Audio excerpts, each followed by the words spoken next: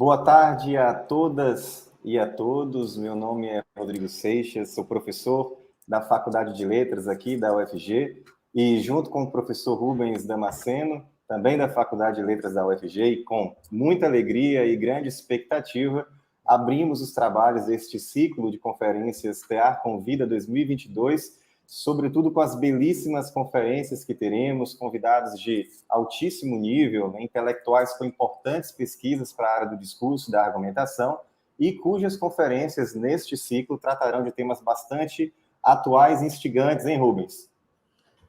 Sim, Rodrigo. Boa tarde a todos, a todas. Muita alegria de a gente estar aqui, né, Rodrigo? A gente está há um tempinho trabalhando, né, junto com os monitores, costurando tudo. Estou muito feliz que deu certo. Viva a tecnologia, né? No final das contas, não por acaso os nossos encontros têm a ver com o digital, com a tecnologia de alguma forma, né? Então, graças a isso, a gente pode estar junto aqui agora, pessoas de muitos lugares, né? Do Brasil, de fora do Brasil. Então, eu não poderia estar mais contente, mais empolgado para esse ciclo de conferências, como o Rodrigo falou, que trará 7 conferências. A gente vai voltar a falar sobre isso ao longo do evento. Mas eu só queria dizer que esse ciclo de conferências ele faz parte de um projeto de extensão meu e do Rodrigo, na verdade, ligado ao grupo de estudos TEAR, Teorias de Argumentação e Retórica, e que esse ano trabalha a análise do discurso digital, né? Então, no ano passado, por exemplo, nós tivemos um ciclo de conferências que ligou argumentação e ensino. Esse ano, esse foi o tema. Então, todos os conferencistas, a partir de hoje, vão trazer, de alguma forma, né, o digital para a nossa conversa, a partir de suas pesquisas, de suas contribuições.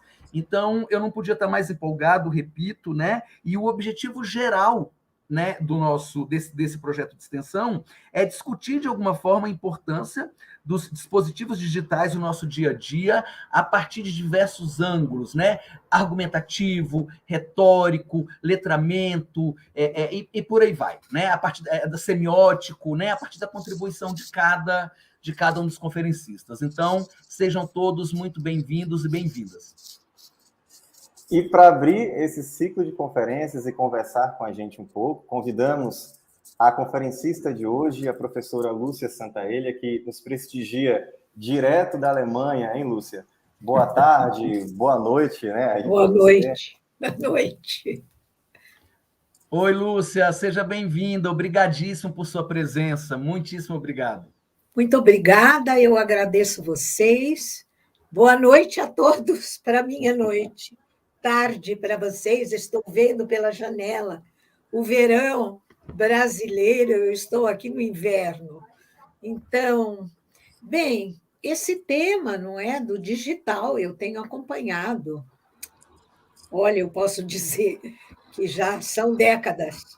Então, eu vou apresentar para vocês, conforme o tema, não é? Uma questão candente. Não há quem não esteja hoje preocupado com essa questão, né? A questão da maneira como as crenças estão interferindo, crenças fixas estão interferindo na nossa visão de realidade e as consequências sociais que isto traz. Está muito ligado, não é um departamento do que eu vou falar, muito ligado a um departamento de letras, porque fake news são feitas de linguagem. Então, as consequências das fake news, vêm, não é, do papel que a linguagem desempenha na nossa vida. Não é? O ser humano é um ser de linguagem. Eu vou compartilhar, porque eu preparei aqui um PowerPoint com algumas imagens, e o meu som está bom, não é, Rubens? Lúcia, está perfeito. Tá ótimo, Lúcia. Agora, enquanto você compartilha, rapidinho, Rubens, né? Enquanto você compartilha, Lúcia, eu vou aproveitar para te apresentar, tá? E aí bom. é o tempo que você consegue compartilhar. Tá bom, eu nem te dei tempo para você me apresentar. Tranquilo, seja gente. breve, Até seja porque... breve. A Lúcia nem precisa de apresentação. Né? A Lúcia dispensa a apresentação. Dispensa todo mundo apresentação. Já conhece. Vamos só seguir o protocolo. Exatamente. Tá, eu lembro, Lúcia, assim, um dos primeiros livros que eu estudei, inclusive, na letra, foi justamente, quem não lembra, quem não conhece, né, aquele livro que saiu pela editora Brasiliense, né, do que é semiótica. A Lúcia, que é um dos principais nomes da semiótica no Brasil, é professora titular no programa de pós-graduação em comunicação e semiótica da PUC São Paulo, doutora em teoria literária pela PUC, e também livre docente em ciências da comunicação pela USP. É coordenadora da pós-graduação em tecnologias da inteligência e design digital, como ela bem falou, que vem trabalhando bastante com esse tema nos últimos anos, né? Tem uma carreira premiadíssima, recebeu o Prêmio Jabuti em 2002, 2009, 2011, 2014, entre tantos outros prêmios. E nos últimos anos ela tem, né, além de sua extensíssima produção bibliográfica na área da semiótica, ela também vem falando muito também sobre a questão do discurso digital, sobre o funcionamento semiótico, né, do digital, e tem alguns livros também escritos desde 2010 com redes sociais, em coautoria com Renata Lemos, redes sociais, a cognição cognitiva do Twitter, mas também o livro Temas e Dilemas do Pós-Digital, A Voz da Política, mais recentemente, em 2016, A Pós-Verdade, a Verdadeira ou Falsa, que também saiu pela Estação de Letras e Cores, e em 2021, ano passado, ela publicou o livro De Onde Vem o Poder da Mentira, que, creio eu, toda essa publicação, todas essas obras, vem dando também esse respaldo para a Lúcia nos falar sobre esse fenômeno das fake news e sobre as crenças, hein, Lúcia? Então, sem mais delongas, passo a palavra para a professora Lúcia Santaelli. Mais uma vez, muito obrigado por nos prestigiar. Obrigado, Lúcia. Você está pronunciando meu nome corretamente, Santaelli, porque não é meu pai espanhol de Málaga. Muito bem. Então, eu vou agora compartilhar com vocês o PowerPoint que eu preparei.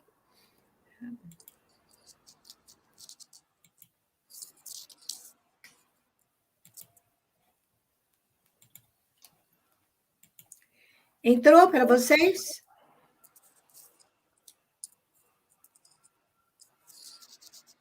Perfeito, Lúcia. Não entrou? Entrou, sim. Entrou. Então, eu vou pôr a tela cheia e vamos começar com esse tema, porque as crenças desafiam as evidências do real. Não é? Nós estamos convivendo com isso, pessoas, inclusive com curso superior, que continuam declarando que a Terra é plana, ou outras coisas similares, como que o Covid não é um vírus, e etc. Então, o prejuízo que essas crenças, desafiando a realidade, provocaram durante a pandemia no Brasil, por exemplo, e continuam provocando em países que a gente considera civilizados. Mas vamos lá. Olha, esses aqui são meus grupos de pesquisa. Meu e-mail, para quem quiser falar comigo, lbraga.pucsp.br, costumo responder e-mails. E daí meus grupos de pesquisa, Sociotramas, é exatamente voltado esse grupo para... Nós trabalhamos, já vai fazer 11 ou 12 anos, é um grupo muito interessante, pessoas que estão voltadas para o estudo do desenvolvimento do mundo digital. Quais são as consequências do mundo digital na vida humana, no discurso, não é? Nas nossas argumentações também, que é o tema tão caro a vocês.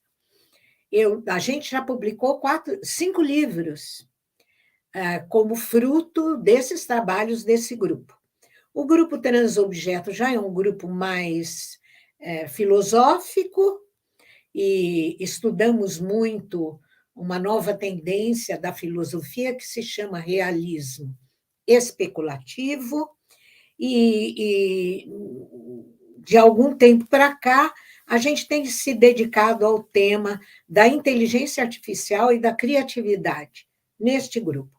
O terceiro, nós celebramos em 2021 25 anos do Centro Internacional de Estudos Peircianos, que é aí onde eu dou continuidade à minha pesquisa, junto com um grupo maravilhoso, hoje já com vários professores, doutores, ocupando posições importantes em universidades brasileiras. Então, é um grupo muito refinado de estudiosos da obra de Peirce, e em especial a semiótica de Peirce.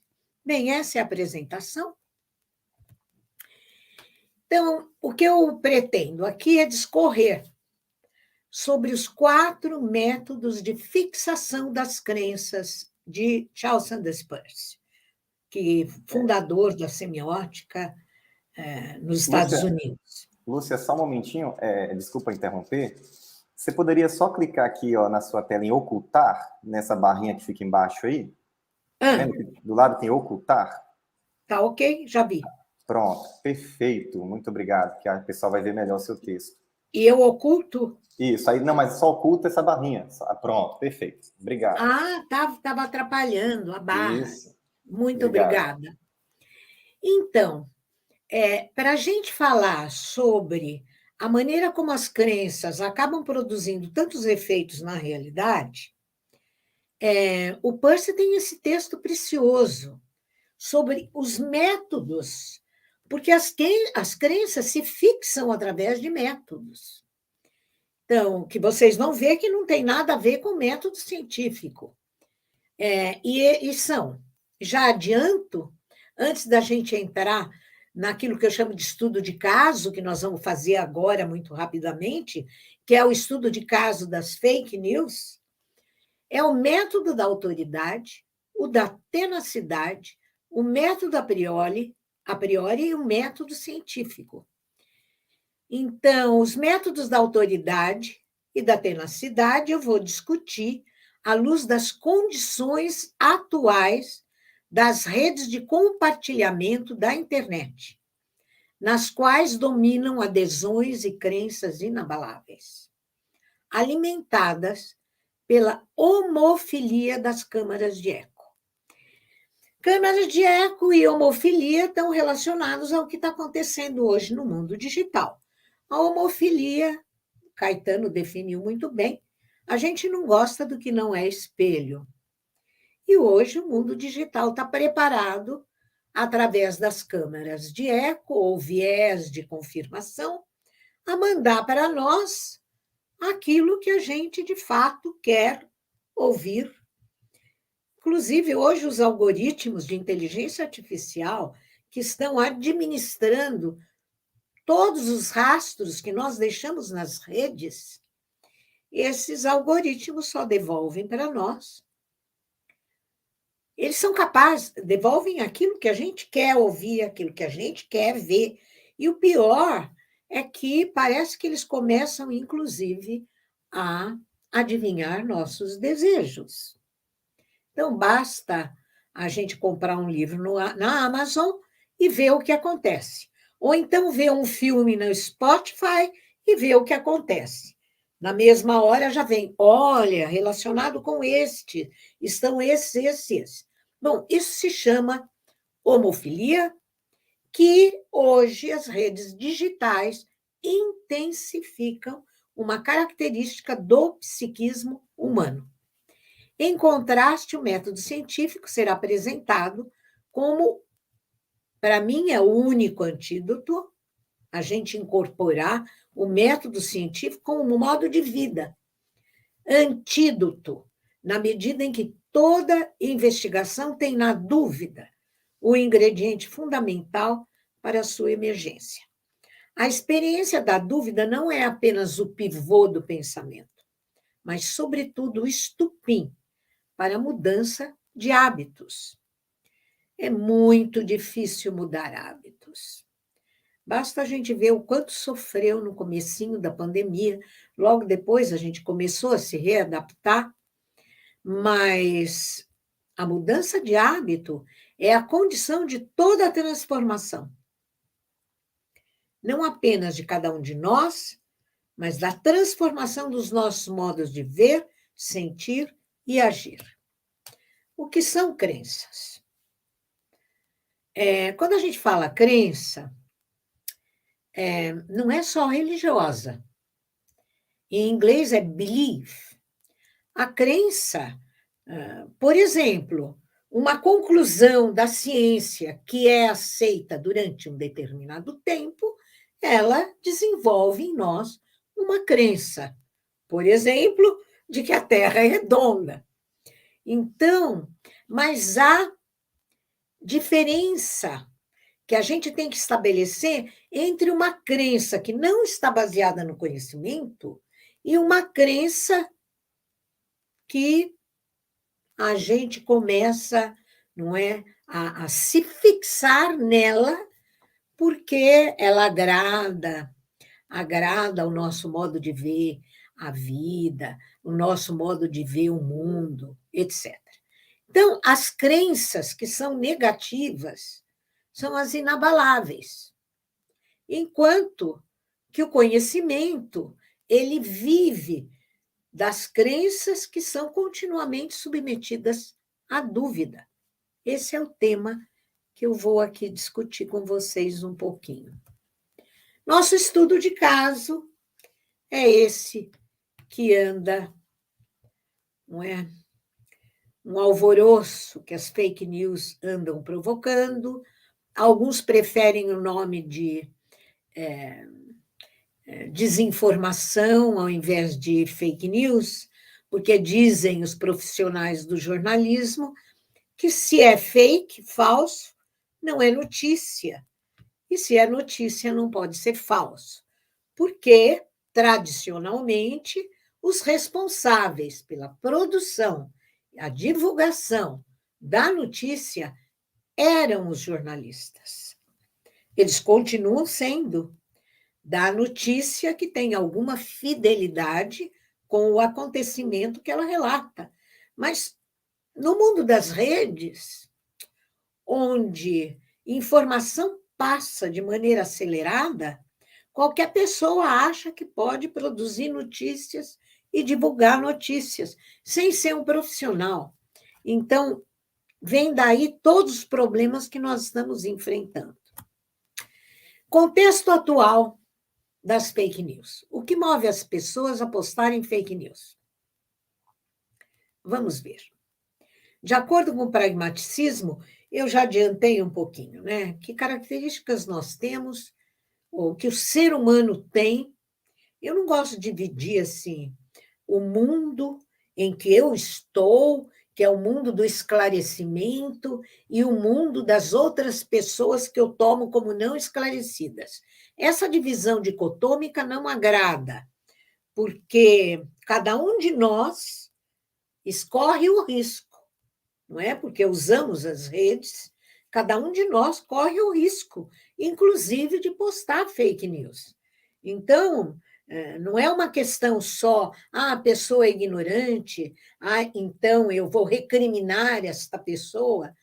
Não, tem elementos da maneira como o mundo psicológico humano funciona que acaba, muitas vezes, que as fake news sejam mais agradáveis a alguns espíritos do que uma certa fidelidade, que é assim que a gente tem que falar, uma certa fidelidade com a busca da verdade. Eu costumo dizer que há mentiras deslavadas, mas não há verdades absolutas. Esse é o grande problema da ciência. Ela busca a verdade. A filosofia busca a verdade, mas não há uma verdade que é um dado. Então, de acordo com o pragmaticismo do Peirce, crenças não ficam depois. Isso é importantíssimo. Eu acho que isso aqui é um achado, não é, do pragmatismo do Peirce. As crenças não ficam aqui na nossa cabeça, nos nossos pensamentos. A maneira como nós pensamos guiam, a maneira como nós pensamos guia as nossas ações. Nós agimos de acordo com aquilo que cremos. É por isso que o conhecimento é tão importante, para que a gente tenha uma ação, tanto quanto possível, saudável. Tanto quanto possível, porque nós temos inconsciente. Então, quem conhece psicanálise sabe o quão complicado não é a gente ter ações que sejam constantemente e inequivocamente saudáveis. Então, disso aí a gente tira a lição de que crenças precisam ser submetidas à autocrítica, a qual deve resultar da capacidade de escuta e acatamento lúcido da heterocrítica. Esse é o princípio da pesquisa acadêmica, esse é o princípio da pesquisa científica, por isso que a gente vai em congressos, por isso que a gente, não é? Eu dou aqui uma palestra para depois tudo que eu apresentar a vocês possa ser submetido à crítica, não é? A gente tem que ser aberto à crítica do outro, porque é a única maneira da gente repensar e elaborar sobre aquilo que acreditamos. Então, depende muito do diálogo com o outro. Por isso que quando a gente vai escrever um trabalho, evidentemente se rodeia de livros, porque aquilo que nós pensamos deve ser submetido a esse diálogo importante. Então, a desinformação, embora ela seja muito alta no Brasil, né, principalmente porque nós temos um problema endêmico na formação educacional no Brasil, os imensos abismos de diferenças sociais nesse país, que cria elites e, ao mesmo tempo, não é, abandona uma grande parte da população. No caso aqui, bom, até a pobreza absoluta, mas no caso aqui do tema que nós estamos trabalhando, abandona, não é, no sentido de o processo educacional formador de cada um, de cada pessoa, é um direito humano. Então, a desinformação, ela é uma consequência da proliferação desmedida da mentira. Neste ponto, é bom lembrar que existem, eu já falei, mentiras absolutas, mas não verdade absoluta. No caso das fake news, nós deveríamos sempre estar nos referindo a verdade factual, de acordo com a Hannah Arendt, e eu concordo com ela plenamente, verdade mesmo, só há um tipo, que é a verdade factual. Algo aconteceu ontem ou algo aconteceu hoje de manhã e a notícia ela tem a obrigação de ser tanto quanto possível fiel e verdadeira em relação àquilo que aconteceu, que é muito diferente, por exemplo, da busca da verdade.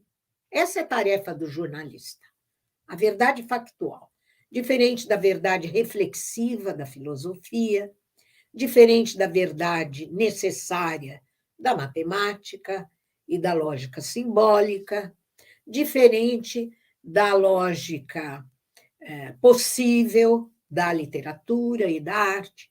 Então, a verdade factual é justamente esse tipo de verdade que é o trabalho específico do jornalista. É com isso que o jornalista trabalha. Por isso que nós devemos valorizar o jornalismo, que essa é a tarefa do jornalismo. Então, o que é a verdade factual? É um discurso ou um outro sistema de signos, um vídeo, que se refere, não é um ou outro, se refere a algo verificável, portanto, comprovável por evidências. Em termos semióticos, é porque toda linguagem sempre se refere a alguma coisa. Ela tem um campo de referência. No caso da verdade factual, a gente está lidando com a referência daquilo que aconteceu, efetivamente. Então, eu publiquei 2 livros, né, sobre esse tema. Eu venho trabalhando com esse tema desde 2017. Então, às vezes, eu fico ouvindo pessoas que pegaram o bonde andando e já se julgam os grandes especialistas em fake news, desinformação. Eu fico olhando meio de soslaio. Mas, enfim, todos nós temos o direito de pegar o bonde a hora que a gente quiser. Eu venho pegando o bonde já faz tempo. Então, em 2018, eu comecei em 2017 a trabalhar com o tema. Em 2018, eu publiquei esse livro e, recentemente, não consegui me controlar quanto à necessidade de escrever esse outro livrinho sobre a mentira. Inclusive, interrompi um outro livro que eu estava escrevendo. Bom, enfim, escrevo muitos livros. Então, em plena efervescência da campanha eleitoral de 2018, inclusive o livro saiu poucos dias antes das eleições. Esse aqui eu já preparei antes de começar o que vai acontecer o ano que vem, para que as pessoas consigam detectar um pouco melhor o que é mentira e quando a gente se compromete com a mentira. Então, dediquei bastante atenção às diferenciadas desrazões que levam os usuários a replicar fake news sem responsabilidade. Chamei de viés, não é? São chamadas. Nosso comportamento, comecei já a introduzir esse tema no comecinho da minha fala. O viés de confirmação, bolhas filtradas são os nomes, câmeras de eco. Então, de onde vem isto? Viés de confirmação, a gente espera que, ou recebe de braços abertos, informações que confirmam aquilo que a gente já pensa. Né? Por isso que é difícil mudar hábitos. Mudar hábitos de sensibilidade, mudar hábitos de pensamento. Sem estudar e sem fazer pesquisa, ninguém consegue mudar hábito de pensamento. E sem frequentar o mundo da arte, ninguém muda hábitos de sentimento. Então, de onde vem isso? Quais são os segredos e mistérios que residem no psiquismo humano? Se chama homofilia. Homo. Gostar do mesmo. Se prestarmos atenção a essa secreta desrazão, não iremos mais demonizar as tendenciosidades dos usuários das redes com tanta presteza. Como os usuários das redes, hoje mesmo eu estava lendo um livro onde ele diz assim: as redes são inimigas das próprias redes. Então, a gente tem que ter muito cuidado quando lida com o mundo digital. Então, como é que funciona a homofilia? Caetano, é que Narciso acha feio que não é espelho. E a mente apavora o que ainda não é mesmo velho. Então, não há argumentação racional, nem evidências comprobatórias que possam ser mais fortes do que o poder da crença em uma ideia, religião, afinidade política, guardem bem isto na cabeça, e afins. Digamos, também no time de futebol, não quero ofender ninguém, pelo qual, aliás, se mata e se morre. Reside nos arcanos da alma humana, a homofilia. E ela já existia antes da internet. Hoje ela está agudamente potencializada pelo papel de coadjuvante invisível exercido pelos algoritmos de inteligência artificial. Enquanto, isso aqui é bom lembrar, as séries e os filmes do Netflix e das salas de cinema, ai, que saudade das salas de cinema, nos divertem ou amedrontam com os perigos à la Terminator ou coisa que o valha, a cada clique que nós damos nas redes, silenciosa e imperceptivelmente, os algoritmos vão nos conhecendo melhor do que nós mesmos. Não adianta se enganar. É isso que está acontecendo.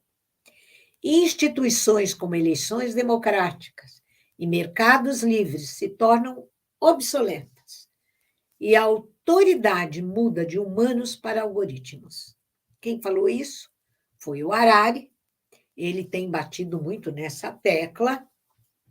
Então, em vez de temer robôs assassinos que tentam nos exterminar, nós temos que começar a nos preocupar com as hordas de bots que sabem como pressionar nossos botões emocionais muito melhor do que nossa mãe e usar essa estranha capacidade de tentar nos vender alguma coisa.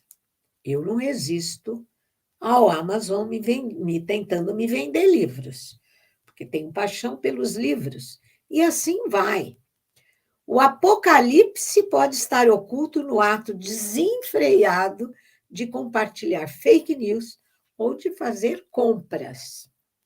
Como a gente começou a ficar tentado, não é? Agora, com essa reclusão dentro de casa, a gente começou a fazer compra doidado pela internet. E o Amazon, aqui na Alemanha, você compra agora à noite, no dia seguinte, 9 da manhã, já está na tua casa. Porque funciona. Inclusive, no Brasil, comprei livros pela Amazon. Num dia, no outro dia de manhã, já estava em casa. Então, é difícil, né? As livrarias se queixam, mas é difícil competir com tanta competência para te vender as coisas. Não vamos ser ingênuos. Quase todas as novas tecnologias de hoje que vieram aparentemente para nos ajudar, tais como Cortana, Alexa, filtros de Snapchat, Instagram, AlphaGo, recomendações de Netflix, os nossos amigos Google, ele é o meu grande amigo, e tradutor Google, outro grande amigo, carros autodirigíveis estão alimentados por redes neurais complexas de inteligência artificial. As fake news estão imiscuídas nesse alvoroço todo. Eu indiquei aqui um linkzinho, porque eu escrevi num dos meus, naqueles grupos de pesquisa que tem blogs, né, um texto sobre isso. O que vamos fazer para lidar com o tsunami de fake news? Não dá para se alienar dos acontecimentos. De onde vem também a chuvarada de destilações de ódio, de cancelamentos do outro na internet?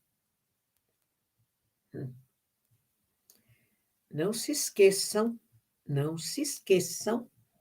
que o ódio não vem só do lado de lá, daqueles que a gente considera o lado de lá. A gente, do nosso lado também, vocês que frequentam Instagram, Facebook, Twitter, o ódio está de todos os lados. Que a perversidade é parte da constituição humana, já foi bem lembrado por Freud, na pulsão de morte e também por Bataille, o prazer que se extrai do horror que atinge o outro. É bem paradoxal.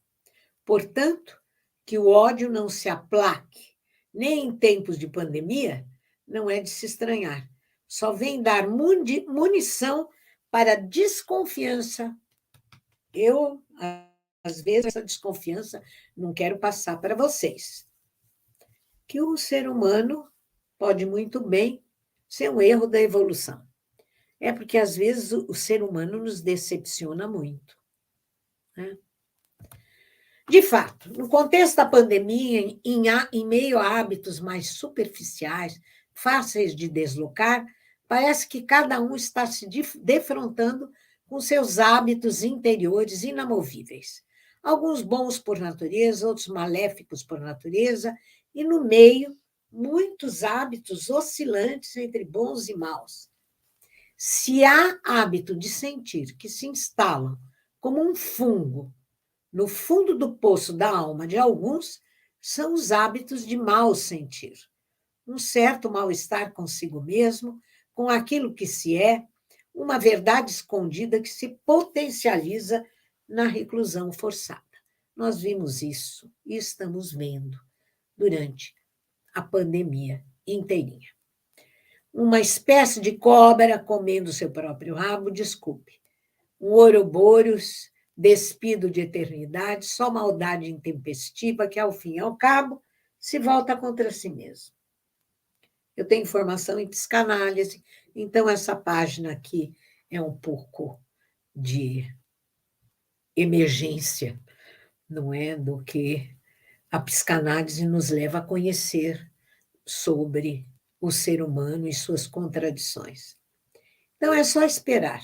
O mundo dá voltas, e enquanto isso, o mau sentimento paralisado acaba por paralisar a própria vida. Isso explica o ódio, uma explicação muito mais eficaz do que aquela de se colocar a culpa na desinformação. Então, vamos agora para a teoria, bem rapidamente, que eu prometi para vocês, os métodos de fixação das crenças. Depois de falar tudo isso sobre o que as crenças, não é, como são perniciosas as crenças fixas, então vamos ver como é que elas se fixam. Por que e como elas se fixam? Elas se fixam através de métodos que empregamos, mesmo que não tenhamos consciência disso. Nesse texto do Peirce, como esse texto ficou atual, tem muita gente especialista em Peirce que está trabalhando com esse texto para entender o que está acontecendo. Ele levantou 4 tipos de métodos: tenacidade, autoridade, a priori da ciência. Então, eu vou fazer uma síntese, mas vale a pena ver o texto original, que foi publicado, inclusive, em português, e está num livro que se chama Semiótica e Filosofia da Cultrix. Lá está esse texto traduzido. Foi traduzido também num livro, Os Pensadores, da coleção da Abril. Tem esse texto do Peirce também traduzido. Então, vamos ver que métodos são esses. Vocês vão agora reconhecer algumas tendências humanas, inclusive nossas. O método da tenacidade, ele consiste em se acatar a resposta para uma questão e repeti-la até a exaustão, até que a saibamos de cor. É o modo mais primitivo de se fixar a crença. Simples, direto e capaz de produzir uma grande paz de espírito. Então, você busca, eu acho, não é, que a cloroquina vai trazer a cura. Esse é o método da tenacidade. Você ouve tanto e você acaba, não é, por incapacidade de dúvida, acaba por acatar a resposta e vive uma grande paz de espírito. Eu estou falando da cloroquina, mas tem outras. Inclusive, até recebi esse conselho.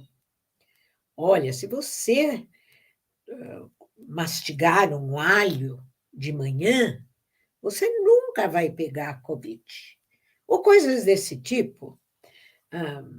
Ou então, tomar... Médicos mandaram alguns pacientes, não é, aquele remédio para vermes.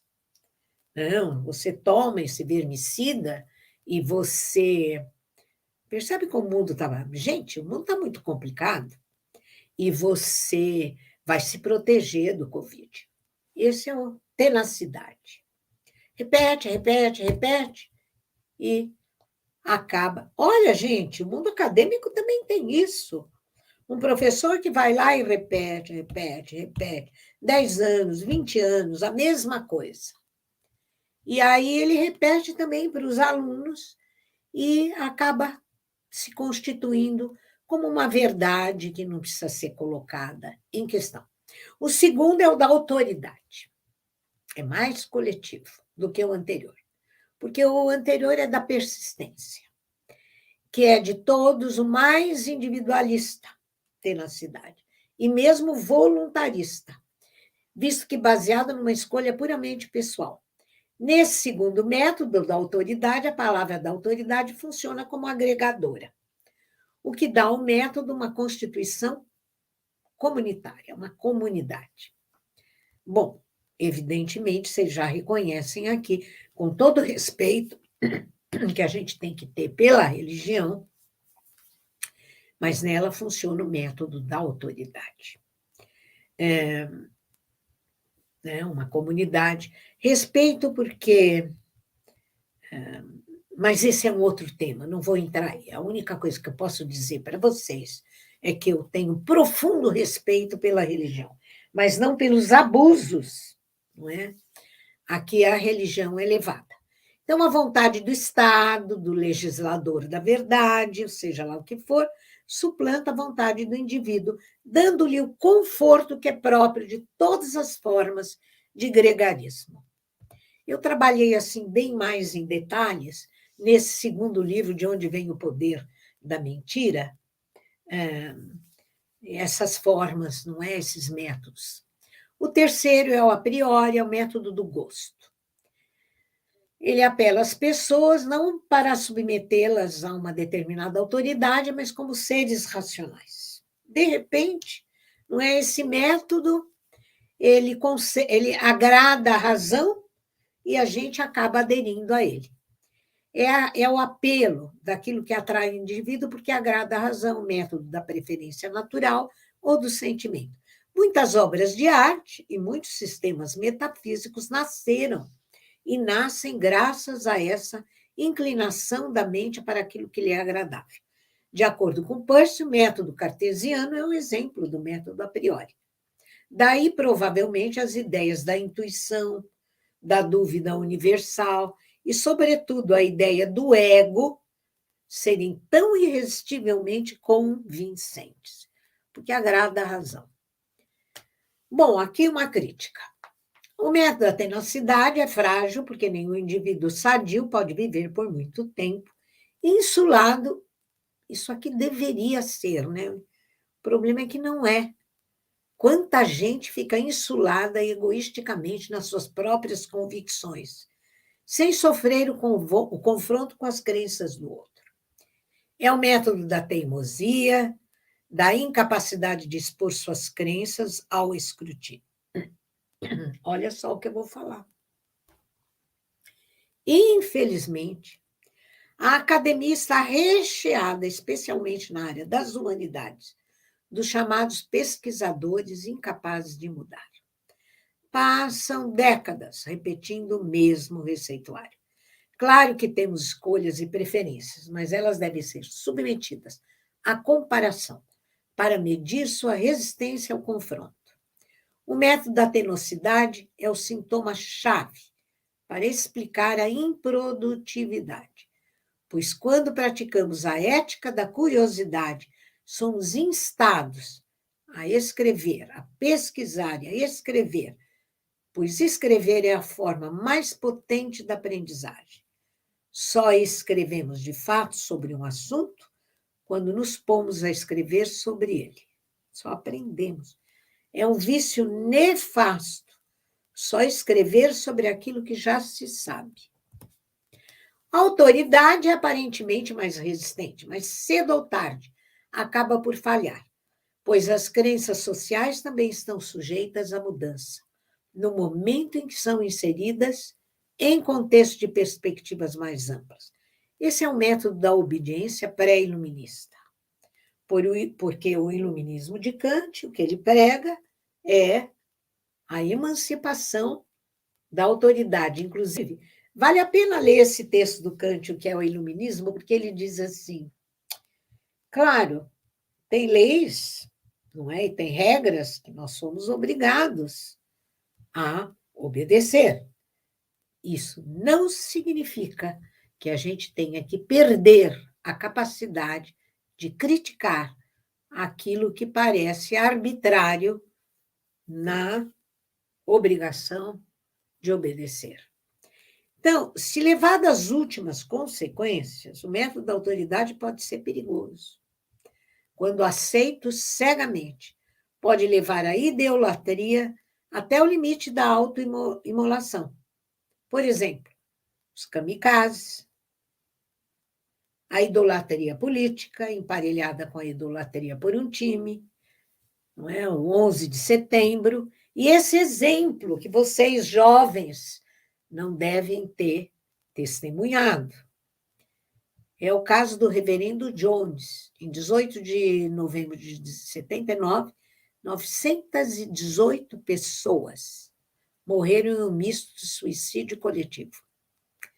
Então, esse caso aqui era um projeto iniciado em 1956, apesar de promover curas milagrosas fraudulentas, Jones, que era o grande, não é, a grande autoridade, promoveu ideais igualitários, como impor vestuário modesto para os frequentadores de cultos, distribuição de comida gratuita e mesmo fornecimento de carvão para famílias mais pobres no inverno, o que atraiu um imenso contingente de fiéis de perfis raciais mais diversos. O que foi a era de Hitler? Se não um exemplo do método da autoridade e do fanatismo? Ah lá. Carl Sagan, que eu adorava Carl Sagan, os livros dele. Não é possível. Gente, isso apareceu na minha rede exatamente no dia seguinte que foi postado o flyer que vocês fizeram com o tema da minha palestra. Olha que exemplo. Não é possível convencer um fanático de coisa alguma, pois suas crenças não se baseiam em evidências, baseiam-se numa profunda necessidade de acreditar. Lembram daquela canção do Cazuza? Preciso de uma ideologia para poder viver. Só que nós temos que submeter essas ideologias às críticas. O método que agrada à razão é mais intelectual e respeitável. Não havendo outro método para seguir é melhor do que o da autoridade ou da tenacidade. Até o Pershing, no fim, em 1910, no fim da vida dele, começou a rever esse método. Não vamos entrar em detalhes, eu até desenvolvi. Por exemplo, na arte, não se fixam crenças, mas sim ele é muito, não é um método que agrada a razão e que agrada a sensibilidade. Então, esse método é utilizado porque ninguém fixa a crença na arte ou na literatura, mas sim a função da arte e da literatura é regenerar a sensibilidade para a fruição do admirável. Então, já discuti isso no outro livro. O método escolhido é o método da ciência, que vocês vão ver, eu estou quase terminando, não é? Que já devo estar cansando vocês. O método da ciência ele pode ser incorporado não apenas na pesquisa que a gente faz, acadêmica ou científica, vocês vão ver que ele tem uma lógica que pode ser incorporada na nossa vida prática de todo dia. Quais são as características? Esse método levou ao estabelecimento de teorias amplamente aceitas. A Terra é redonda.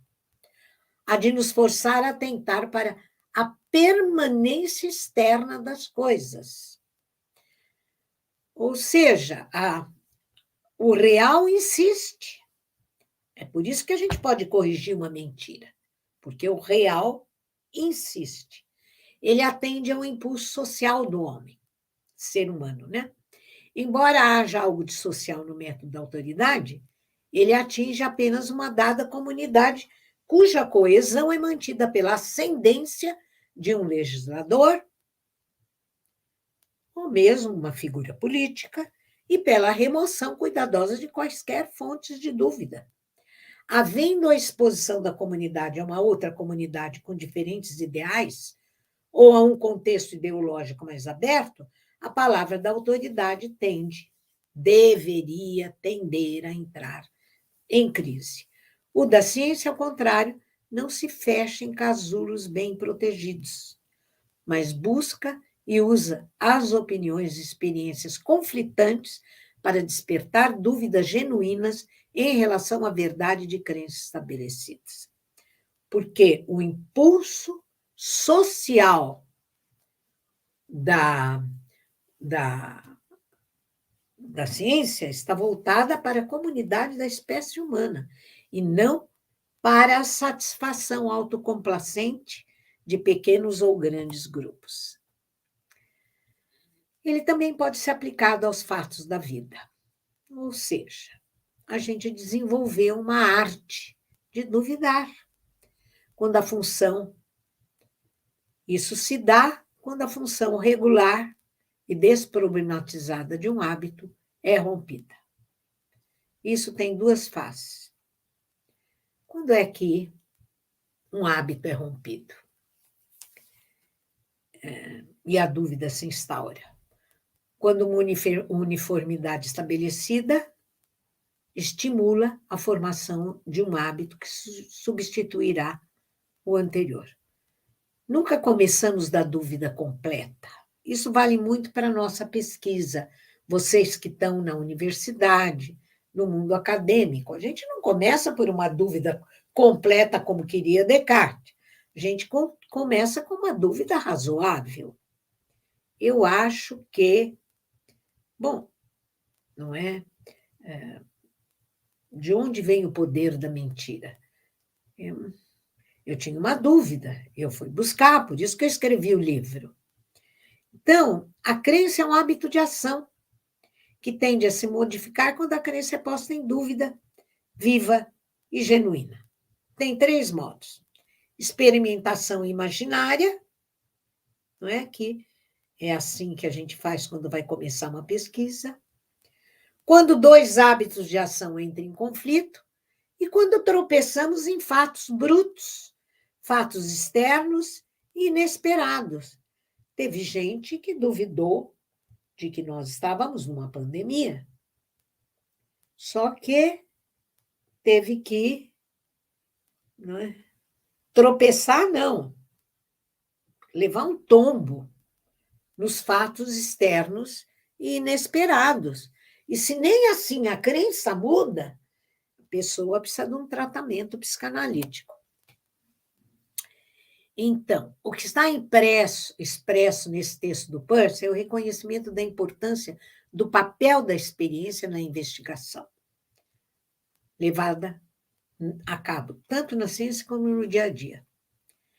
A convicção de Peirce é que, desde as primeiras críticas desferidas contra o cartesianismo, a consciência individual não pode ser tomada como padrão da verdade, já que a mudança de hábitos de pensar, sentir e agir depende de nossa atenção a fatos e pensamentos externos, pois é eles, e não as nossas fantasias pessoais, que determinam, não é, o que a gente deveria pensar. Ou então, isso não é alcançado, mudei um pouco o texto, pelo desenvolvimento lógico do nosso próprio pensamento. Nós temos que colocar sempre o nosso pensamento. Temos que ter com ele a arte do cuidado.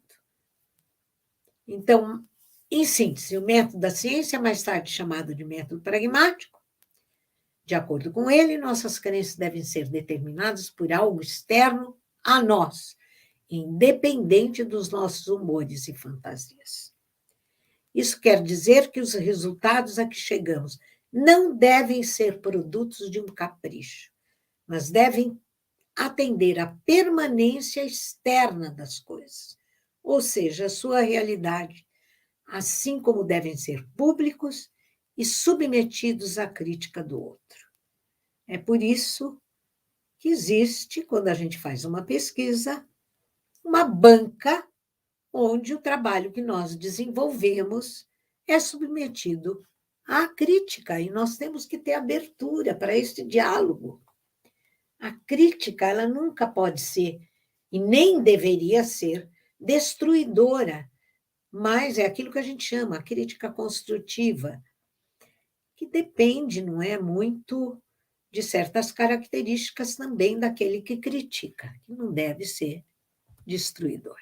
Ao fim e ao cabo, a lição maior que podemos extrair dos princípios do método científico para a nossa vida prática é que a realidade insiste. E essa insistência é bem mais forte do que a resistência de hábitos inveterados de pensar, sentir e agir. Muito obrigada, acho que levei mais tempo do que eu imaginava. Desculpem.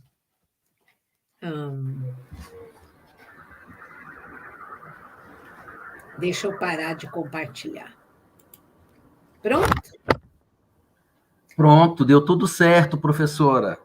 Ai, levei muito tempo, não é? Não, eu vou ler até alguns comentários, porque você não viu, e as pessoas, inclusive, estão lamentando. Muitos falaram que ficariam o dia todo ouvindo a sua conferência, na verdade, né? Fala do senhor, poderia ouvir a professora Lúcia o dia todo, sem me cansar. Ela não está nos cansando, muito pelo contrário, né? Temos quase 1 hora eu levei. Bom, eu estou vendo que eu não levei mais do que 1 hora, o que é bom.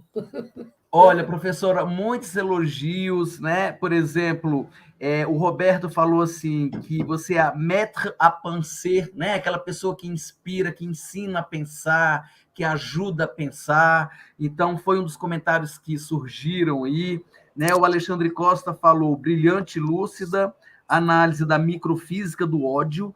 Poucos têm coragem de dizê-lo, né? Então, estou destacando porque eu sei que você não viu, né? A Andréa Guiar falou, obrigada por compartilhar tanto conhecimento, professora, né? Destaquei mais um ou outro, não dá para ler tudo, né? A Larice falou, né? Uma das pessoas que disse, a Lúcia pode falar um dia todo que eu não me cansarei, né? E aí tem um comentário interessante, que o título lá do Canal Normal, que diz assim, eu adoro o comentário sincerão, né? Não conhecia a professora, caí aqui de paraquedas e estou fascinado com o ritmo e a didática da fala dela. Muito obrigado. Né? Então, só para você acompanhar um pouquinho, Lúcia, do que aconteceu aqui paralelamente à sua conferência, né? Então, obrigadíssimo por sua fala. Rodrigo, você quer falar alguma coisa antes de eu trazer algumas questões que foram arroladas? Eu apenas queria dizer que eu também, assim como os demais, fascinado, né, pela riqueza da apresentação da professora Lúcia Santaella, e eu também aqui fiz minhas anotações, é um tema também, professora, com o qual eu venho trabalhando também há alguns anos, e algumas coisas que você falava e eu ficava aqui, meu Deus, é isso, e juntando com aquilo também que eu venho pesquisando, aprendi muito, tenho certeza que todos aqui aprenderam muito também.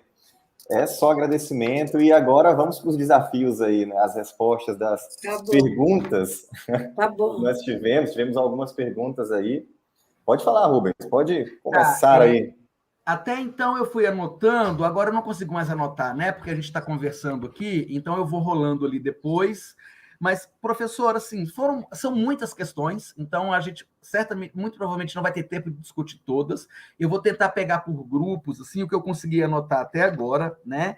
Mas certamente a sua conferência instigou a todos a pensar, a refletir, e eu acho que é exatamente esse o nosso objetivo, né? É o convite ao debate, na verdade, à reflexão. O Luiz Carlos, que foi o primeiro a deixar uma pergunta, ele diz assim, ó, a verdade factual seria incompreensível porque, passando pela percepção, ela se submete e, portanto, se distorce às limitações da linguagem, incluída aí a subjetividade dos interpretantes? Quer que eu repita? Espetacular essa pergunta. Ótimo. Eu não pude entrar nessa vereda, porque levaria a uma questão semiótica mais complicada. É o único tipo que a gente pode reivindicar de verdade, a verdade factual. Porque em todos os outros campos do conhecimento humano, o que a gente tem é a busca da verdade. A ciência chega a algumas conclusões que funcionam durante um certo tempo como verdades provisórias. Mas essa pergunta é muito sutil e muito, muito inteligente pelo seguinte: eu não posso dizer que o fato, o acontecimento, é um dado que cai aqui na minha frente, porque nós somos seres de linguagem. Então, inclusive, a pergunta já levou em consideração a primeira coisa que é preciso levar em consideração. Mesmo que você testemunhe o fato, mesmo, testemunhe perceptivamente, você já vem com uma série de convicções acerca da realidade. Por outro lado, você ocupa, em relação a esse fato, um certo ponto de vista. Tem um livro do Arlindo Machado maravilhoso, ele fala a ilusão especular. Mesmo na fotografia, não é, que está lá e fotografa um determinado fato, onde está a pessoa que fotografou? Está dentro do acontecimento? Está do lado direito, do lado esquerdo, fora? Então, aí, ainda por cima, você tem o repórter, aí você tem que passar o testemunho do acontecimento pelo filtro da linguagem. Então, olha a tarefa do jornalista. Ela é bem... Tem que ter consciência de linguagem. Senão, fica aí pregando, não, eu sou dono da verdade. Não existe. Agora, no caso da verdade factual, é a maneira como aqueles que são profissionais, criadores da notícia, porque isso que caracteriza a vida do jornalista. Tem que ter, inclusive, consciência dessas camadas pelas quais o fato, o acontecimento passa. Acho que eu tentei responder. Mas eu acho que é interessante, porque de alguma forma isso retoma, né? A dúvida que, como você diz, traz de forma sutil uma questão dentro de outra. Eu acho que sim, a gente vai continuar falando disso, professor. Há outras questões. Rodrigo, você quer apresentar alguma ou eu continuo aqui? Pode continuar. Infelizmente, eu costumo dizer, vocês que vêm das letras também, que para muita gente a linguagem funciona como ponto cego da retina. Uhum. Parece a carta roubada do Edgar Allan Poe. Está aqui conosco que ninguém enxerga. Você pega a gente que está trabalhando com política e esquece o papel que os discursos desempenham nessa realidade. É triste, mas o que vai fazer? Exatamente. Professora, várias pessoas fizeram intervenções, e eu vou sintetizar numa pergunta da Patrícia Almeida, da professora Patrícia Almeida, mas muitos fizeram esse tipo de intervenção. Ela diz assim, sintetizando, né? Ela primeiro fez uma colocação, mas ela resume assim: como podemos nós, docentes, de forma consciente e crítica, desnudar, né, desvendar as desinformações em nossas aulas, como ajudar os nossos alunos a fazerem isso. Então, houve várias intervenções nesse sentido. Eu estou só sintetizando.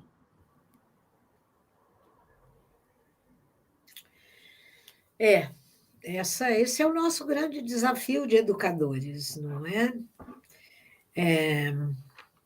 Ao mesmo tempo que nós temos que corrigir a desinformação, ao mesmo tempo nós temos que também perceber que nós criamos convicções, nós criamos crenças. Bom, o que eu posso responder? Para que a gente possa enfrentar o problema junto aos alunos, nós temos que praticar nós mesmos a dúvida em relação às nossas crenças. Nós temos que praticar nós mesmos a arte da suspeita. Porque educação é exemplo. Não adianta ficar repetindo receitinhas. O que nós fazemos, o exemplo que nós damos é o fator mais eficaz da educação. Isso vale para os pais também. Olha, a gente está vendo muito isso. Pais e mães que proíbem os filhos, você agora não vai, me dá aqui o celular. E o pai e a mãe ficam lá o dia inteiro na frente da criança. Isso produz dissociação cognitiva. Certo? Ou então, pai ou uma mãe. Claro que a gente tem que educar com algumas regras. Olha, mentir é muito feio, e de repente a criança testemunha a mãe mentindo. Percebem? Então, isso vai criando uma deseducação, não é? E a desinformação, ela funciona. Hoje existe. É uma batalha, viu, Rubens? Nós estamos enfrentando uma batalha. Estamos, uma batalha pesada, que está longe de acabar, na minha opinião, né? Não é, professora? Não vamos nos preparar para 2022? Vamos? Pois é, precisamos, né? Mas, assim, pegando esse gancho, e aí foram coisas que eu fui anotando, né? A partir do seu comentário, você falou, né? Assim, claro que você já trouxe algumas respostas para essas perguntas, eu estou trazendo mais para a gente reforçar algumas coisas, mas em um momento você disse que as crenças devem ser submetidas à autoavaliação, e eu concordo com isso, né? Isso que nos ajuda a fazer uma leitura crítica do mundo, que nós devemos estar abertos à crítica do outro, né? E que as crenças devem ser submetidas à autocrítica, que é isso que você acabou de falar, repetiu em vários momentos, tem a ver com a pergunta da Patrícia, mas aí é uma inquietação minha, e eu acho que da gente, né, aqui. Mas como é que a gente pode estar aberto à autocrítica, né? Num período, por exemplo, em que todo mundo, que eu chamo a gente se chama, né, de ignorantes arrogantes, na verdade, que a gente está muito pouco disposto a ouvir o que o outro tem a dizer, muito cheios de certezas, né? E caindo lá no que Ângelo chama de diálogo de surdos, no final das contas. Então, eu concordo plenamente com a sua fala, de que a gente precisa estar aberto para autocrítica, mas a gente não está aberto para autocrítica. Como é que, né? Então, assim, de alguma forma eu volto para a questão da Patrícia e reconheço e concordo com o que você apresenta, mas será que efetivamente a gente tem essa consciência de que, e mesmo tendo a consciência de que é preciso estar aberto à autocrítica, a gente faz isso? Eu estou me perguntando aqui, na verdade, né? Rubens, se a gente viver só nas redes, o problema da homofilia te impede de exercer a autocrítica. Porque as redes estão te devolvendo o tempo inteiro exatamente aquilo que você quer. Eu defendo, não é? Eu estou terminando um livro agora que começou lá no Homo erectus. Eu defendo que a gente tem que, paralelamente, continuar o cultivo da cultura do livro. Ela é uma cultura contemplativa, exige a demora reflexiva. Eu chamo o livro de prótese reflexiva. Se a gente perder essa prótese, nós vamos ficar nesse mundo de toma lá da cá. Nós vamos ficar nesse mundo de pressa, recebe a mensagem e clica.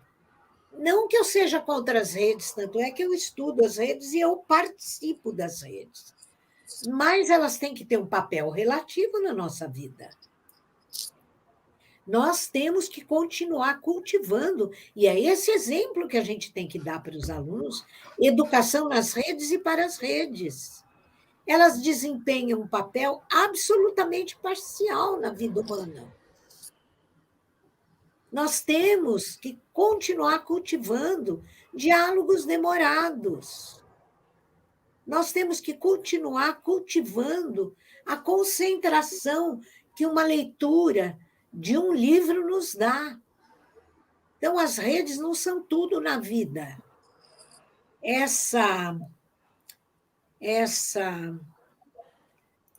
Não que você vá se alienar, senão você vira um ermitão do mundo da informação. Não, mas que elas tenham na vida de cada um, exerçam na vida de cada um o papel que elas têm que exercer. Nós precisamos de outro tipo de atividades, né? Mais demoradas, concentradas, porque o livro não é apenas um objeto, é um modo de organizar a informação. Esteja ele livro digital, seja ele um PDF, que a gente rouba nas redes, não é? O que a gente faz? A gente não está o tempo inteiro pirateando o livro da rede? Não importa. A hora que você se põe num ato de leitura que vai além de uma página ou duas, você entra num outro tipo de ritmo mental. E é aí que você... Porque um livro... O que é um livro? Olha, estou fazendo aqui a apologia do livro, é meu papel. Não é porque... Claro, eu escrevo muitos livros porque eu acredito neles. A hora que você começa... O que é um livro? Uma pessoa, às vezes, passa 5 anos estudando um tema para te trazer aquilo na forma de um livro organizado. Então, não é uma informaçãozinha que eu pego aqui, clico de 2 páginas, que vai me fazer mudar. Mas é o mundo dos livros. Eles são tesouros. Tesouros que a gente precisa continuar cultuando. Eu me lembro daquela cena maravilhosa do Nome da Rosa, quando começa a pegar fogo. Ai, que linda que é aquela cena. É um hino de amor aos livros. E ele vai agarrando para ver o que ele pode salvar. Então, olha, Rubens, é a resposta que eu posso dar.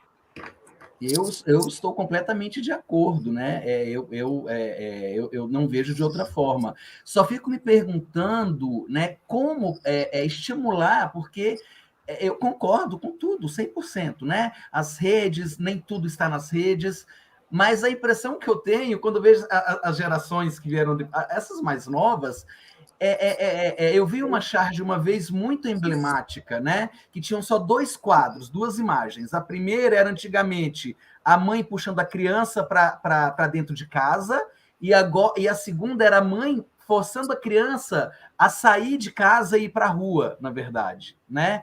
Então, eu concordo plenamente a importância, o amor, o papel do livro, mas fico me perguntando até que ponto, né, essa geração smartphone, na verdade, lida com isso, né?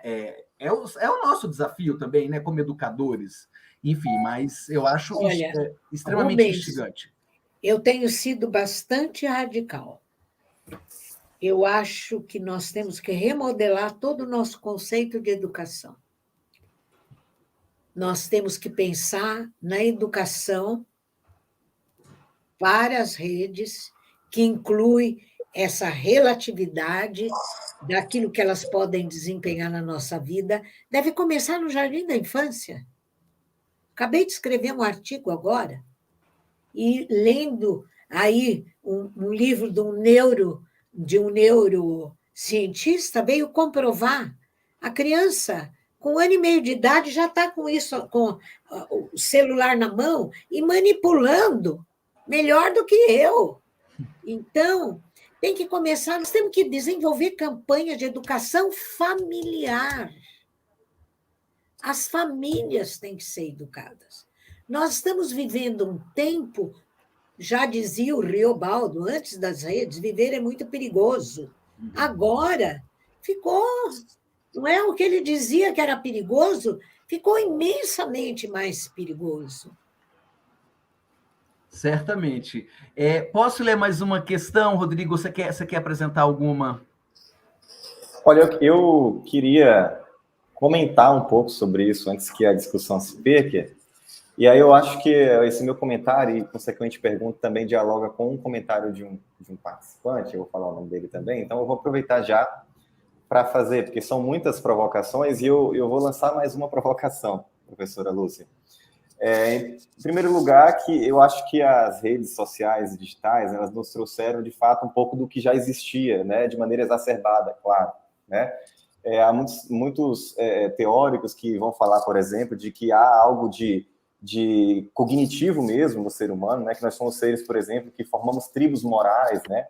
Há um atual, justamente, cientista político que vai falar, o Joshua Green, né? Que vai falar sobre a existência de tribos morais, né? Que antropologicamente fazem os sujeitos se agregarem em grupos morais, né? E que ali vão tentar sempre defender a sua identidade contra a identidade do outro. Michel Maffezoli já fala muito antes até sobre a noção de tribos urbanas, tribos políticas e culturais, enfim. Dialoga frontalmente também com a ideia do viés de confirmação, né, que você colocou muito bem, do Daniel Kahneman e do Tversky, né? E isso dialogou com um artigo que eu escrevi, que eu coloquei o nome nesse artigo chamado Gosto, Logo Acredito. Né? Claro, parafraseando com Penso, Logo Existo, né? O gosto, logo acredito, porque nós somos muito movidos, né, por essa aproximação identitária e buscamos justamente a todo custo manter, né, aquela verdade, né, aquela crença como verdade factual, ainda que talvez não seja, né? Porque me parece que abrir mão disso, abrir mão dessa relação, dessa identidade, é como se fosse abrir mão da própria existência no mundo, né? Isso é bastante até próprio da religião mesmo, né? Eu lembrei também, a partir disso, de um livro, de um capítulo, na verdade, escrito pelo Emediato, pelo Wander Emediato, que ele falou bem assim, de que há critérios, né? A verdade, a mentira, na verdade, tem critérios de validação, né? E ele dizendo que a base de validação da religião são as bases epifânicas, e que a base de validação do domínio político são as bases ideológicas. Hoje eu vejo muito nesse novo momento, né, da sociedade, que essas bases se misturam, né, se entrecruzam.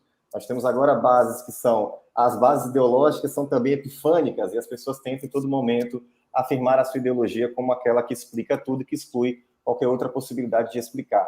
Isso, eu não quero ser o cavaleiro do apocalipse falando isso, mas me parece que nós estamos em apuros, né, porque a formação educacional que você falou agora, que é necessária, e eu faço isso com os meus alunos, eu tento sempre formar trazer essa ideologia científica, essa formação da suspeita mesmo, né? Como diria o Paul Ricoeur, né? Essa ideologia da suspeita, mas ao mesmo tempo eu me sinto às vezes um pouco, me dá uma sensação de impotência quando eu vejo que nada disso serve ou funciona, né? Quando vem justamente situações como essa da cloroquina, mesmo após todo um trabalho, um cuidado em trazer uma notícia apurada ou uma informação após muito estudo, e as pessoas sempre tenderão, por conta de toda essa questão antropológica e cognitiva, a acreditar naquilo que elas querem acreditar. Qual é a pergunta, né, a partir disso? E aí, usando do comentário do Gilberto Lima Rosa, ele diz lá, citando Popper, né, de que devemos também, né, então, nos reservar, em nome da tolerância, o direito de não tolerar o intolerante. Porque muitas vezes é difícil dialogar com o pessoal que afirma coisas absurdas como essas que nós estamos vendo por aí. A pergunta seria, diante da necessidade de mudança de uma cultura, né, da informação, enfim, mas que nem sempre vem rápida, né, nem sempre vem rápido o resultado, né, qual seria o papel da coerção no sentido jurídico-constitucional, o papel do STF, o papel de outros tipos de instituições, sobretudo neste ano de 2022, como é que você vê esse confronto aí, que vão muitos dizer que é uma censura do STF, como a gente já tem visto, né? Como é que isso pode ajudar no combate a essa desinformação e de que maneira, o que é que nós podemos esperar desse 2022, na sua opinião? Olha, eu tenho ouvido pessoas mais especializadas do que eu, cientistas políticos de peso, né? O ano vai ser terrível. Vai ser terrível porque, nas condições que nós estamos enfrentando, não dá para ser bonzinho. Estratégias têm que ser desenvolvidas, e eu não sei, eu não tenho realmente qualquer capacidade de prognosticar. O que a gente pode é ver que condições nós estamos vivendo agora, como é que as redes estão funcionando, não é? Essa tendência à destruição do outro, ela não está se apaziguando. Gente, isso começou em 2016. Porque antes nós tínhamos assim uma visão idílica das redes sociais. De 2016 para cá, 15, 16, é só a gente ver. Eu não fiz essa pesquisa, é uma impressão que eu tenho a partir de alguns dados de que né, esses últimos 7, 8 anos, as coisas, eu chamo de o clímax e o anticlímax das redes sociais. As pessoas não têm mais compostura, porque a rede, ela cria uma espécie, em cada um de nós, ela cria uma espécie de crença, sou eu, mas, ao mesmo tempo, tem uma espécie de anonimato, porque não é a mesma coisa de eu estar aqui, não é diante de você e tendo a resposta para aquilo que eu digo imediatamente. É uma outra lógica, é uma outra lógica. Então, diante disso, as pessoas também perderam toda a capacidade de se refrear nas suas emoções. Então, tudo indica que vai ser muito difícil, Rodrigo, porque há duas coisas que, no Brasil, pelo menos, que arrebatam, são arrebatadoras: futebol e política. Elas arrebatam as pessoas, perdem qualquer capacidade de sobriedade. Então, eu não creio que, com essa intensificação do arrebatamento, nós tenhamos qualquer condição, porque a política ela faz tudo isso que eu estou falando emergir com muita força. E hoje, isso já era, não é? Você começou o diálogo comigo falando isso. Já muitas dessas características já existiam, só que não com a mesma intensidade, com a mesma velocidade e com a mesma capacidade de disseminação. O mundo mudou de escala. A capilaridade, né? Capilaridade. O mundo mudou de escala. A cultura do computador é uma cultura de escalamento, não é? O computador vai mudando de escala e o ser humano vai mudando junto nessa escala. E olha, eu costumo dizer uma coisa: o ser humano nunca foi diferente do que ele está parecendo agora. Só que agora está mostrando a sua cara. Está mostrando a sua cara.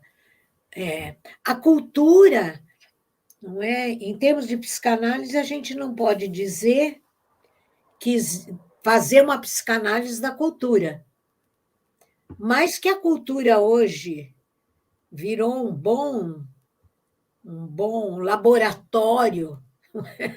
Ela é um laboratório hoje de sintomatologia.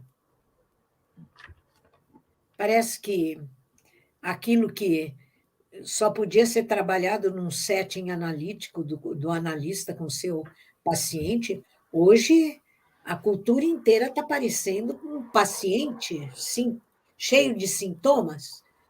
Então, eu não tenho receita. E, por outro lado, também minha capacidade de previsibilidade, ela é um pouco estreita, porque, além de tudo, eu não tenho formação em ciência política. Então, muita gente começa a falar.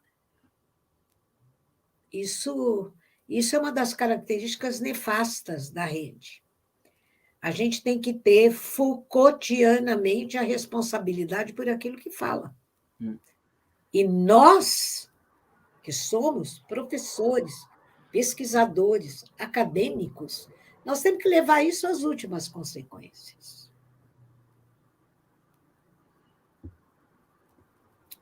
Não se trata de lição de moral, detesto lição de moral, não é? Educação moral e cívica, me lembra da minha infância, o terror de aula. E, além de tudo, ainda muito cínico, né? Mas eu acho que alguns princípios a gente tem que lutar por eles. Concordo, Lúcia. Eu acho que a gente não precisa ser expert em nada em ciência política, mas eu acho que se a gente, a partir de onde a gente está, a gente incita o debate, já é uma forma de contribuir, sabe? Isso mesmo. Em momentos como Isso. esse, por exemplo. Né? É isso mesmo que eu penso, viu, Rubens? Por mais modesta que seja a nossa contribuição, a gente tem que dar alguma contribuição para que alguma modificação ocorra nessa situação. Alguma coisa tem que ser feita para o mundo ficar um pouco melhor. É o que esperamos, né, Lúcia? Até porque a gente não tem como pensar de outra forma, senão a gente se enterra vivo, na verdade, né? Claro. Lúcia. O excesso de crítica deixa a gente catatônico. Verdade. E nós não podemos perder esperança, porque nós somos educadores. Exatamente. Missão importantíssima e árdua, né? Lúcia, passeando aqui pelos comentários, eu vou trazer mais uma pergunta, então, para dar voz, né, ao pessoal. A Márcia, ela pergunta assim: a metodologia das agências de checagem de fatos estão mais próximas do método científico ou da autoridade? O método científico, sem dúvida nenhuma. A checagem dos fatos é um método de averiguação. O método de autoridade, ele funciona por uma voz que é incorporada como se fosse sua voz, que cria esse espírito, não é?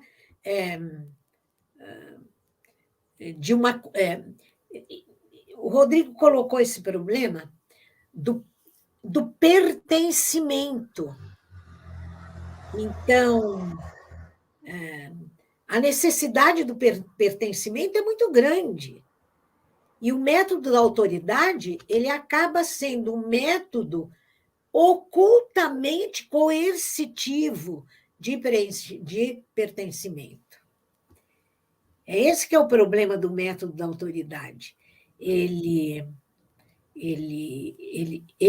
se propaga por meio de uma dissimulação de que aquilo é a verdade.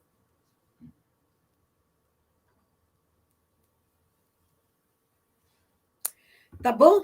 Tá perfeito.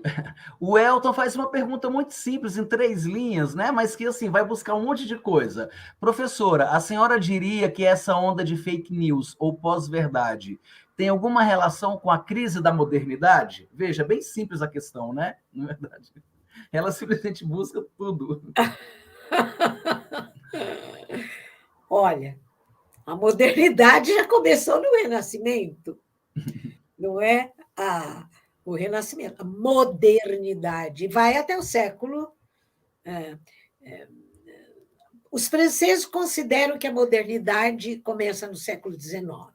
Os alemães consideram que a modernidade, e um grande número, há uma espécie de consenso de que a modernidade vai até os anos 50, que é 50 do século XX, passando por uma crise da modernidade que começa já no século XIX. Não é um mal-estar da cultura, do Freud, e daí o desencantamento do mundo na literatura alemã. Então, ela passa por uma crise. E aí começa, dos anos 60 em diante, a crítica da modernidade pela pós-modernidade. Trabalhei bastante isso nesse livro que eu estou terminando agora. Pela pós-modernidade. Mas, infelizmente, no Brasil, a pós-modernidade foi muito pouco estudada. Ela é confundida com relativismo, um vale tudo, não é nada disso. A pós-modernidade é um debate que envolveu, nossa, todos os países e muitas linhas controversas. Então, a gente não pode tomar a pós-modernidade como um monolito, não é.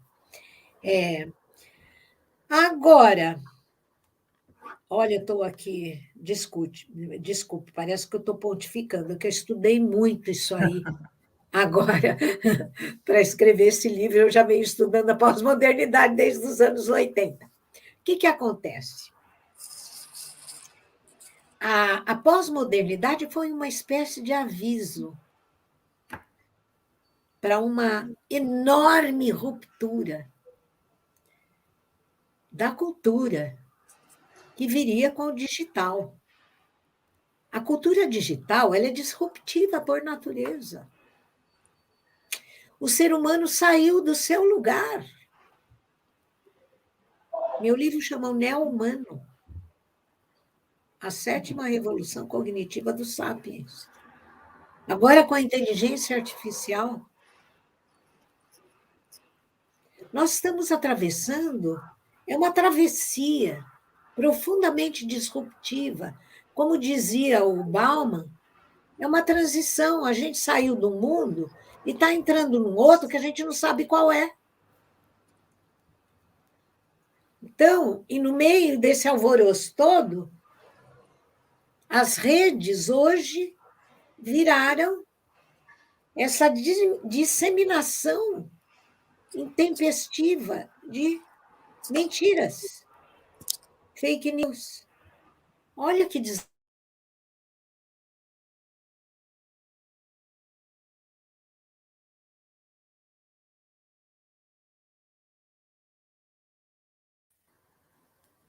saiu um pouquinho.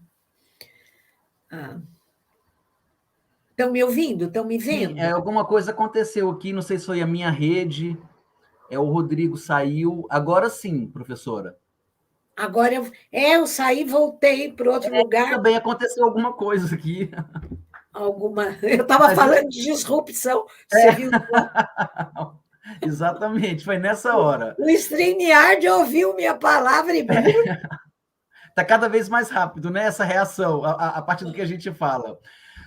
Professora, antes de eu apresentar mais uma pergunta, a Elcira, né, a professora Elcira, que será uma das conferencistas aqui nesse ciclo, obrigado, Elcira, por sua presença, ela diz assim, não é uma pergunta, tá? Suas análises são sempre objetivas, claras e interessantes. Acompanho o seu trabalho desde quando dava aulas de semiótica no curso de jornalismo no início dos anos 2000. Elcira, assim você entrega a idade, hein? Não pode, não.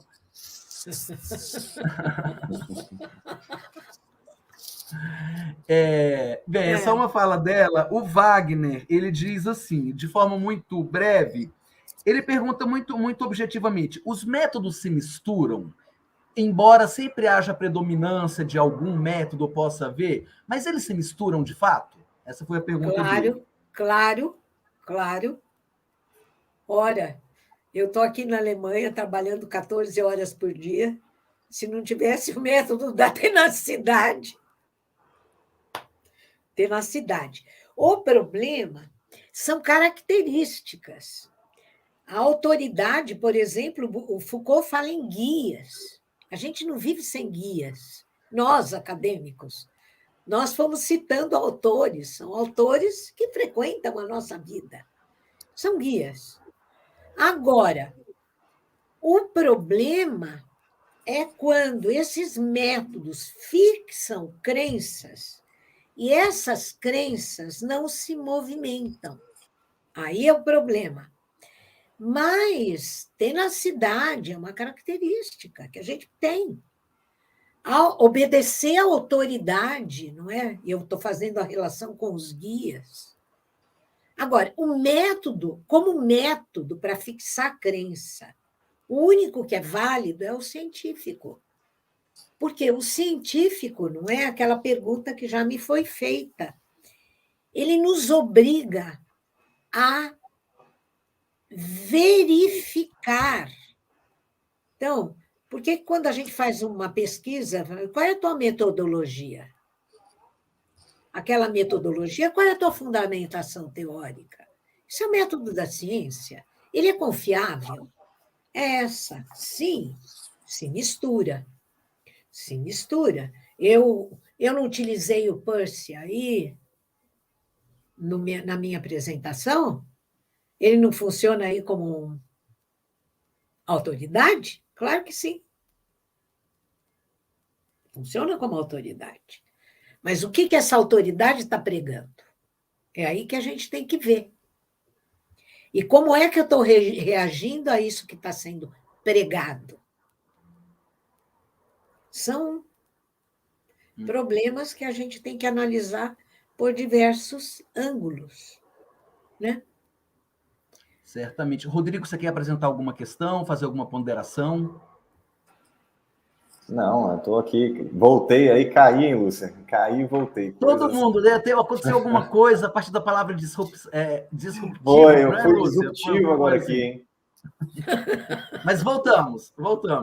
E eu só queria comentar rapidamente assim, que essa discussão sobre o lugar do digital e como isso tem influenciado, né, a nossa vida, e como, na verdade, nós estamos entrando justamente nesse outro momento. Eu fico sempre muito maravilhado e, às vezes, meio que até com medo do que vem por aí, não é, Lúcia? Na semana que vem, isso me lembrou muito, né, o que a própria Marianne Pavot vem escrevendo, né, ela que estará conosco, inclusive, também, e que ela vem falando sobre, me falha agora a memória, o nome do conceito que ela vai trazer. Se eu lembrar, eu coloco já para o Rubens colocar aí, mas que ela vem dizendo que nós estamos a cada vez mais nos unindo à máquina, isso vem transformando uma outra forma de cognição em todos os aspectos, e a gente realmente não tem muita clareza sobre como isso vai impactar, né? Eu lembrei dos comentários que, inclusive, a Elcira trouxe, né, no chat, né, que o Rubens acabou de apresentar aí a Elcira, né? E ela falou, uma dessas coisas que ela trouxe, deixa eu catar aqui, foi justamente isso. Ela disse o seguinte: falta um pouco de crítica a respeito do verdadeiro papel dessa sociabilidade digital por parte dos usuários das redes sociais, e justamente como isso impacta na nossa forma de nossa forma de cognição do mundo, né, de como a gente constrói essas realidades por meio da nossa interação. e mais na frente ela disse o seguinte, que as redes e a internet, de um modo geral, não conseguem, e me arrisco a dizer que não podem, ela coloca um parênteses, ocupar o lugar dos livros e do tete-a-tete. Se você quiser também falar um pouco sobre isso. Não, olha, eu sigo uma ideia, não é? Uma espécie de roteiro. Nenhuma cultura anterior morre quando aparece outra. Nós continuamos falando. Primeira, oralidade, primeira cultura. A escrita continua. Ela saltou do papel para a tela eletrônica, mas ela está aí, continua. A cultura que nós chamávamos de massa continua, foi modificada um pouco pelo digital. Óbvio, nós continuamos falando tete a tete. É por isso que fica tudo muito mais complexo, muito mais denso. Porque hoje nós vivemos um caldeirão de culturas, todas misturadas.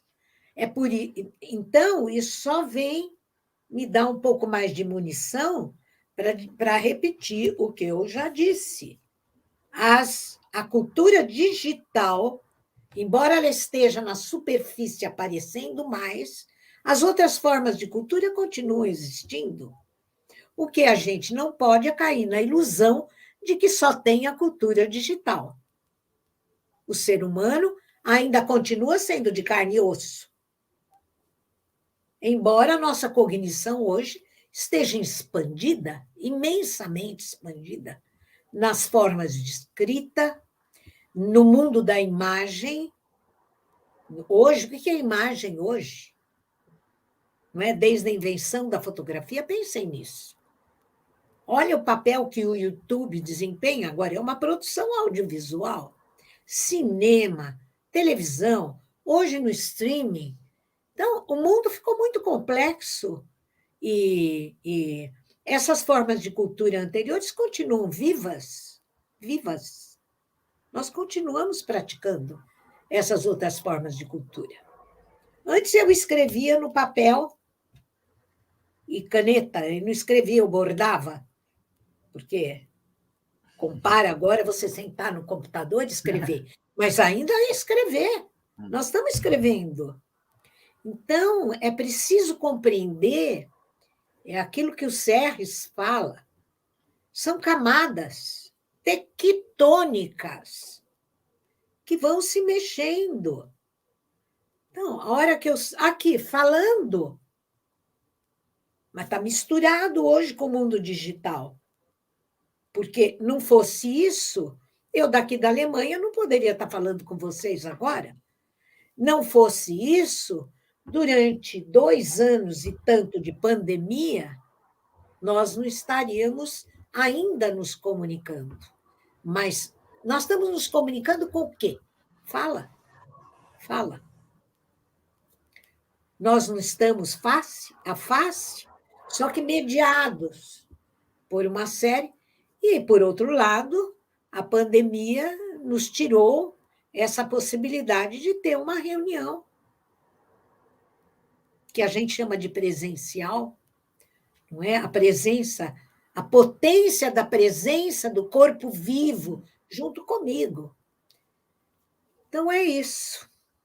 Acho que podemos terminar, Rubens? Sim. Até porque já é bem mais tarde aí na Alemanha, né? Olha, só para informar que há muito mais perguntas, né? Assim, eu acho que realmente as pessoas não estavam falando só por polidez, que ficariam o dia todo ouvindo a sua conferência, porque ela realmente estimulou o debate, estimulou muitas questões. Então, pessoal, é isso. A gente, né, Rodrigo, só tem a agradecer, assim, elevado ao infinito, né? A professora Lúcia está aqui agora com a gente, no inverno europeu, na verdade, né? Eu não conhecia, posso falar pessoalmente, né? A professora Lúcia, pessoalmente, né? não cair de paraquedas aqui, como alguém falou aí no grupo, né? Porque eu já conheço os trabalhos da professora Lúcia, mas também, como muitos falaram, é um encantamento, né? Na melhor acepção do termo, ouvir suas reflexões, né? E trazer questionamentos e problematizarmos, né? Então, eu realmente só tenho a agradecer, o TEAR, né? Só tenho a agradecer por sua disponibilidade, começamos com o pé mais que direito, sem querer supersticioso, porque não tem essa coisa de direito e esquerdo, mas começamos muito bem, né, Rodrigo, as nossas conferências. Então, eu queria deixar registrado de ouro, mais que ouro, diamante, né? Esse ciclo de conferências. Rodrigo. É isso, eu queria mais uma vez agradecer você, Santa Ilha, pela disponibilidade. Olha como esse digital nos dá essa possibilidade de você aí da Alemanha, né, contribuir tanto para esse evento aqui no Brasil.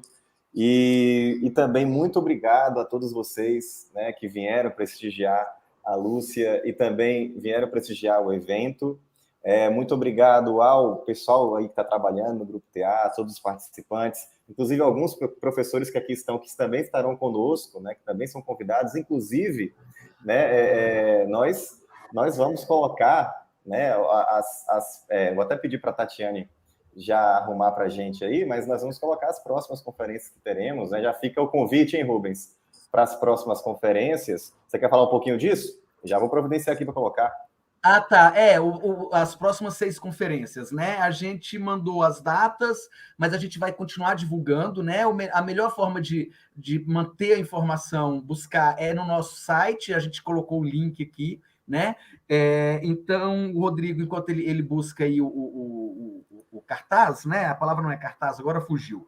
Eu queria, depois de ter agradecido a professora Lúcia também, agradecer aos monitores, né? Que estão aqui com a gente. Gente, eu vou contar um segredo para vocês, tá? A gente estava morrendo de medo, porque a gente aprendeu a usar o StreamYard tem 3 dias, na verdade. A gente fez ensaio, dever de casa, coreografia, tá? Eu já vi que deu tudo certo, na verdade. Estou super feliz, até porque a gente está falando do digital, a gente tem que estar bem antenado, na verdade, né? E sair da manivela e apresentar aqui pelo YouTube, né? Então, queria agradecer a Tatiane, que está aqui na coordenação dos monitores, que aprendeu tudo em 48 horas, na verdade, né?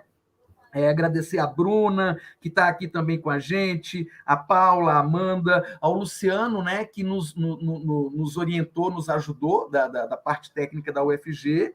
O Rodrigo já agradeceu, eu reforço a presença de todos e todas, né, que estão aqui agora. A gente sabe que a agenda de todo mundo tem 1000 coisas. Obrigado por terem estado aqui conosco.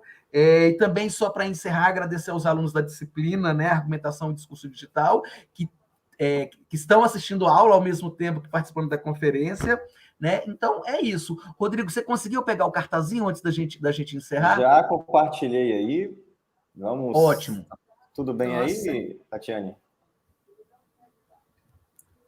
Está projetado? Tá projetado, tá Pronto, projetado. aí, nós teremos, né, abrimos com chave de ouro com a Lúcia, nós teremos na próxima conferência a Marianne Pavot, da Université Paris Nord, ela nos corrigiu que agora é Paris Nord, né, a antiga Paris 13. Depois a Carla Viana Coscarelli, da UFMG. A quarta conferência, nós teremos aqui a Ana Lúcia Tinoco Cabral, da PUC de São Paulo. A conferência 5, né, o Marc Congenot, da McGill University, de Montreal. A conferência 6, Cira Lima, uma das professoras que eu citei, que estava aí, né, que interagiu conosco também, prestigiando o nosso evento. E a última conferência, o Lucas Nascimento Silva, né, o Lucas Nascimento, na verdade, da UFES, né, e que, portanto, são essas 7 brilhantes conferências que nós teremos nesse ciclo do TEAR Convida 2022 com o tema de análise do discurso digital. É isso, pessoal. Obrigado, Rodrigo, só uma coisa aqui, desculpa, eu anotei aqui, mas acabei não vendo. Queria agradecer também muito as intérpretes de Libras, né, que se revezaram aí ao longo de toda a apresentação. A gente sabe também que elas têm muitas demandas. Muitíssimo obrigado por poderem estar aqui com a gente. Vocês abrilhantaram o nosso evento, né, e facilitaram o acesso aí. Muito obrigado. Obrigada, foi um enorme prazer estar com vocês, com essa energia maravilhosa desse evento, para o qual eu desejo muito sucesso, não é? Para as próximas palestras. E é a nossa missão, não é? Muito obrigada pela atenção e pelos ouvintes que estiveram aqui com a gente. Obrigada, Rubens, obrigada, Rodrigo. Então, a Obrigado, gente Lúcia. fica em contato, Tá não bom, é? sou seu fã, sou seu fã. Um abraço. Um Até beijo mais. para Tchau, todos. gente. E Muito estou ansioso por obrigado. esse livro, viu? Estou ansioso por esse livro. Vamos lá, Tá vamos sair bom. esse livro aí. Tchau, tchau. Obrigado, gente. Até mais. Até a próxima. Tchau.